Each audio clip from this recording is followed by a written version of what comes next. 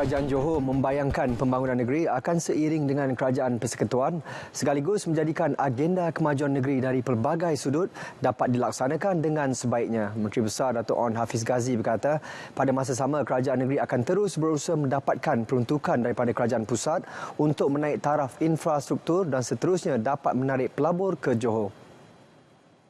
Infrastruktur seperti jalan dan bekalan air yang baik akan memberikan keyakinan kepada pelabur secara tidak langsung meningkatkan peluang pekerjaan kepada penduduk tempatan. Bahawa tidak mungkin agenda untuk memajukan negeri dapat diusahakan tanpa bantuan daripada kerajaan pusat.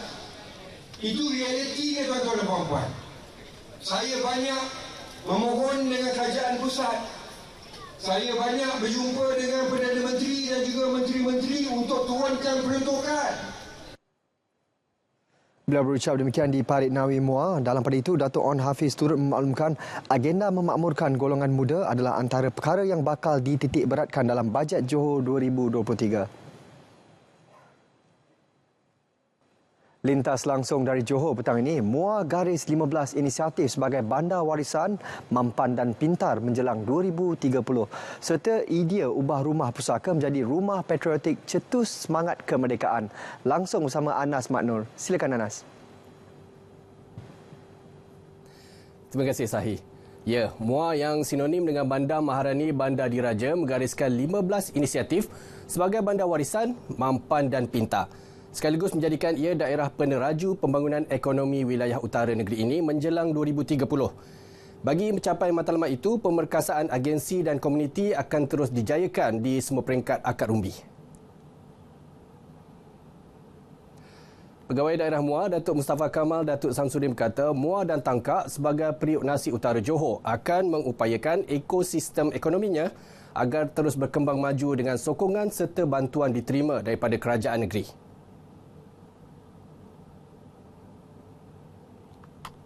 Kerana sasaran kita pada 2030, kita mahu rakyat Muar seramai 500,000 orang bagi melayakan kita mendapat taraf Majlis Bandaraya Muar dengan pendapatan lebih 100 juta oleh PBT, tetapi dalam kalangan mereka yang berkualiti. Dan sejak itulah kita mengharapkan mereka boleh membantu memberdayakan ekosistem ini dalam kalangan anak-anak Muar sendiri agar boleh berdaya saing, mengambil peluang dan menjadi job creator, bukan lagi hanya bergantung pada pekerjaan yang disediakan oleh pihak kerajaan.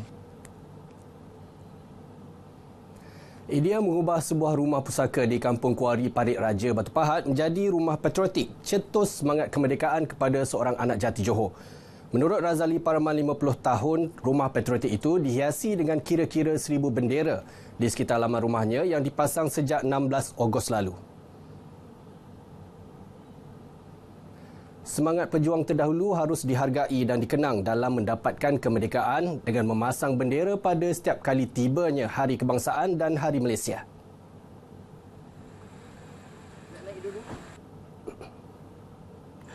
Haruslah mengibarkan bendera negara kita, negeri kita untuk mengingati para pejuang yang telah tiada, yang bersusah payah bermandi keringat, bermandi darah.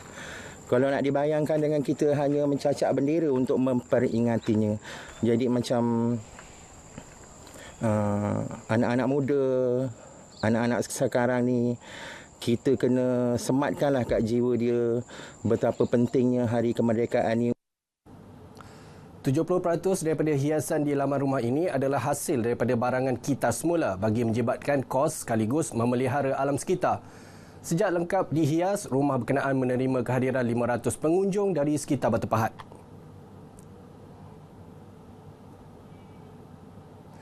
Hobi mengumpul shilling atau wang kertas lama mungkin dianggap tidak bernilai bagi sesetengah pihak.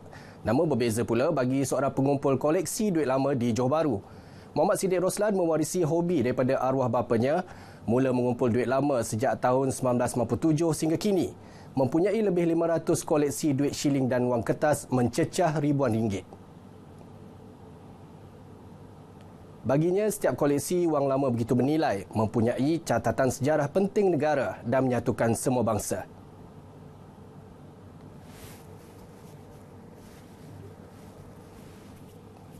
Itu yang pertama. Kepuasan tu bukannya hanya kita kumpul duit, malahan kita sebenarnya dia menyatu padukan bangsa. termasuk bangsa India, Cina yang minat yang sama. Dia bila ada pameran dia akan beritahu maklum. Ada pameran. Jadi semua akan turun macam reunion. Kolektor daripada generasi atuk-atuk yang ada datang sampai generasi muda-muda macam saya. Ada besar. Ini ada.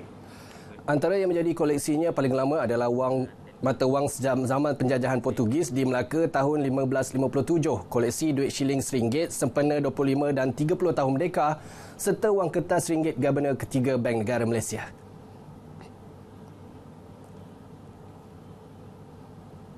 Sekian paparan dari Johor petang ini, kembali semula bersama saya di Angkasa Puri. Silakan. Terima kasih Anas.